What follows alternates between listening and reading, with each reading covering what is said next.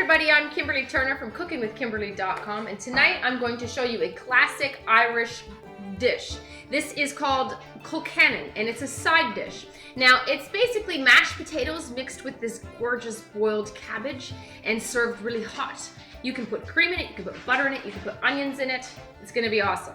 So we're serving it alongside a really great roasted chicken tonight, a butternut and beer roasted chicken. Make sure you go check out that recipe, you're gonna love it. And I thought that this would go along perfectly for a St. Patrick's Day style recipe, okay?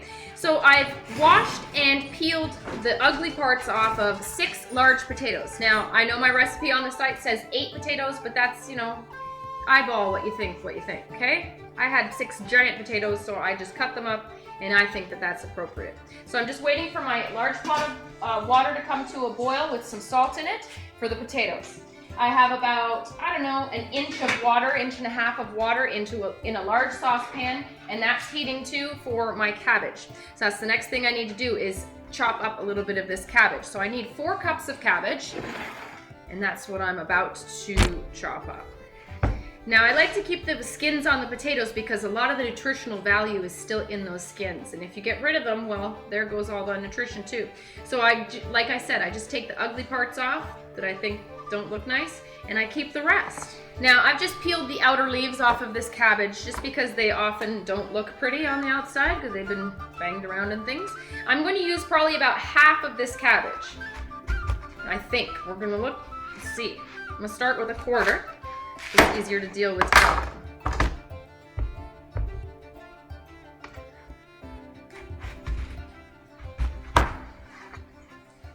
You don't want to include the core in the center, cut that out. Now, you can shred this, you can grate this, you can do whatever you want, but tonight I'm finely chopping because I think it's just as easy as doing all the other rest. So, finely chop it, and you need 4 cups. Well, a quarter of a cabbage got me about 2.5 cups, so I'm going to continue. Now, you don't have to discard your core. You can keep that for soups and stews. Put it in a resealable bag in the freezer, along with other vegetable clippings. This recipe serves about 6 people, 6 servings of a side dish.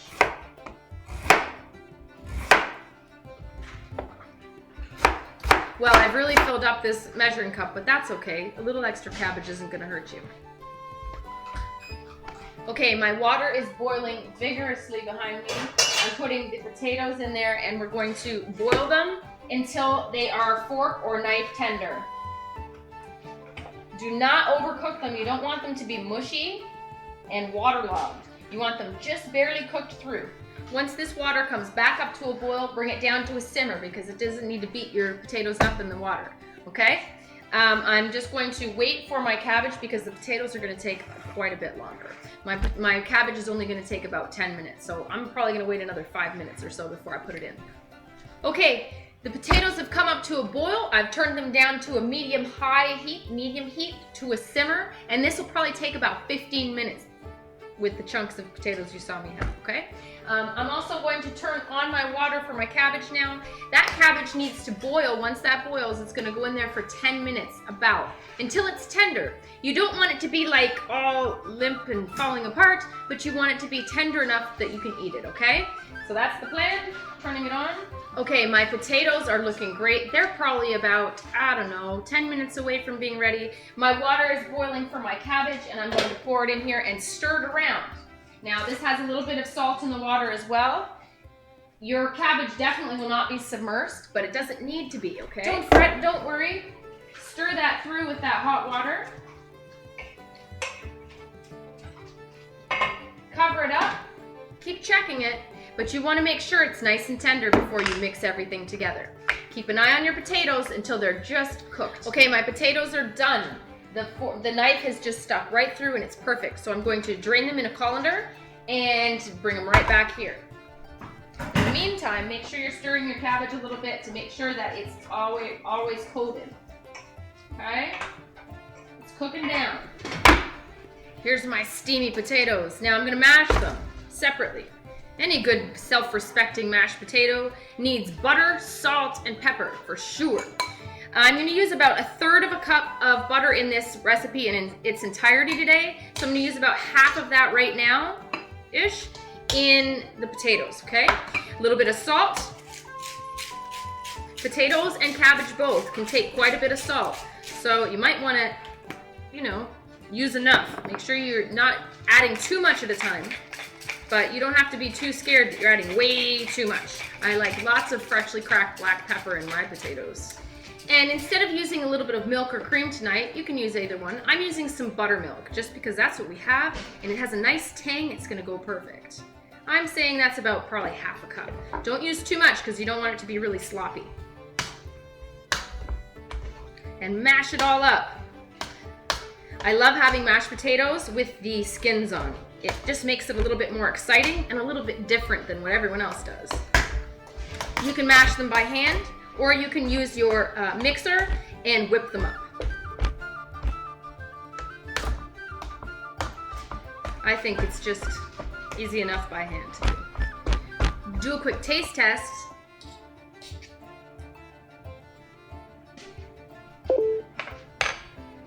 It could take a little bit more salt.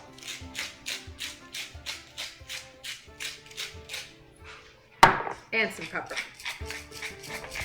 Taste them again.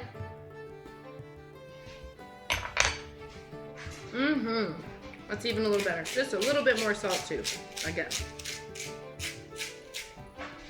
I find that the salt that I use from these grinders is a little bit less salty per se than the iodized salt that you typically get in a salt shaker. So just every salt's different. Make sure you're taste testing. Don't add too much.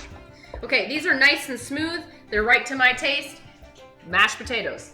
I'm going to reserve these to the side for a minute until my cabbage is done and hooked up, and then we're gonna mix them all together, okay? Now my cabbage is almost done. I would say it has just another couple seconds to go here, and you just wanna make sure that it's nice and cooked through. Okay, my cabbage is done. It's fork tender. Voila, okay? I'm actually gonna take it out of there and put it in with the mashed potatoes, okay? But I do have some water in here, so I might just strain it up.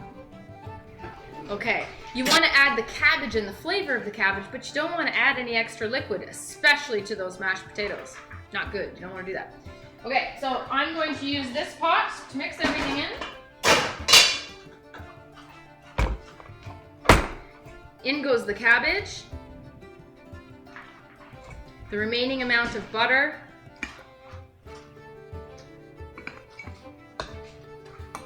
some more salt and pepper, to your own taste, your own liking. A little bit more salt.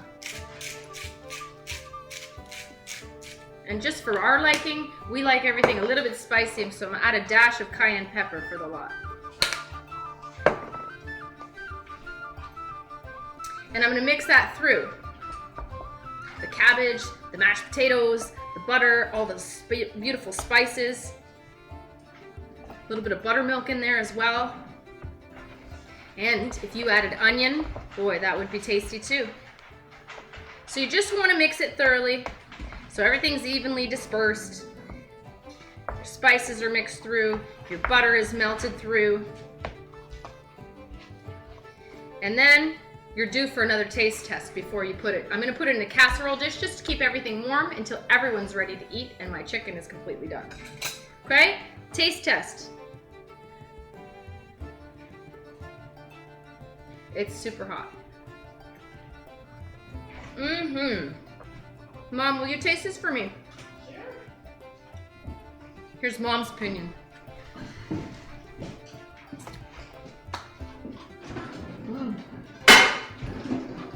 I love that. Super good, right?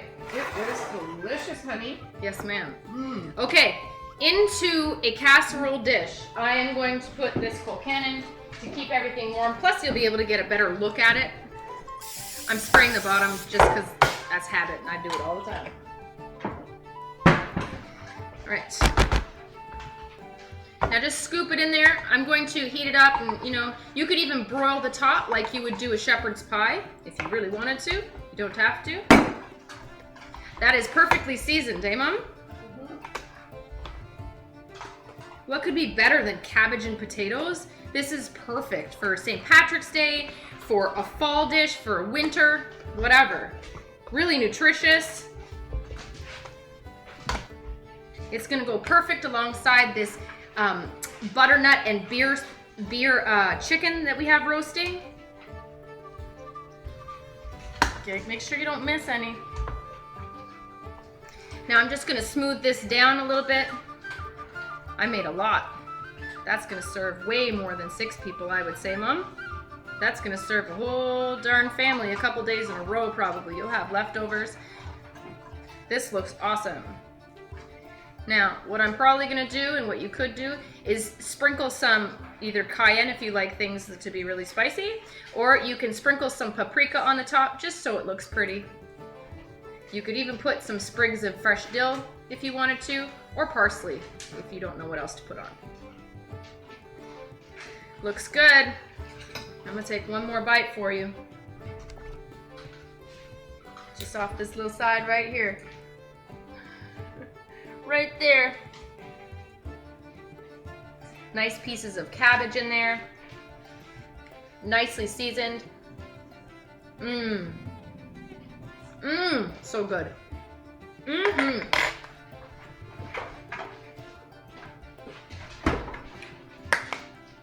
Now, I'm gonna sprinkle it with paprika. You could make little swirls on the top, a design if you wanted to. Brown up that top, which is what I might do. And basically, that's your Colcannon. That's how you make Colcannon, a classic Irish side dish. Potatoes, cabbage, butter. I mean, really? I love that stuff together. Any combination of those things together. So you broil this up or you leave it like this, serve it hot. I'm gonna cover it with some aluminum foil right now to keep it warm. And that's how we're rolling. That's how you make Colcannon. And make sure you check out the rest of our St. Patrick's Day recipes. They're on the website, they're on YouTube, they're on iFood, they're everywhere, okay? Make sure you go check them out, leave some comments, let me know how it's going in your culinary world, okay? Follow me on Twitter at Cooking with Kim, E with a capital E. Like the fan page at facebook.com/cookingwithkimberly. My shows are on ifood.tv/cookingwithkimberly and youtube.com/cookingwithkimberly. And my site is cookingwithkimberly.com. That's it, that's all. Be a champion in your kitchen and eat deliciously. Bye.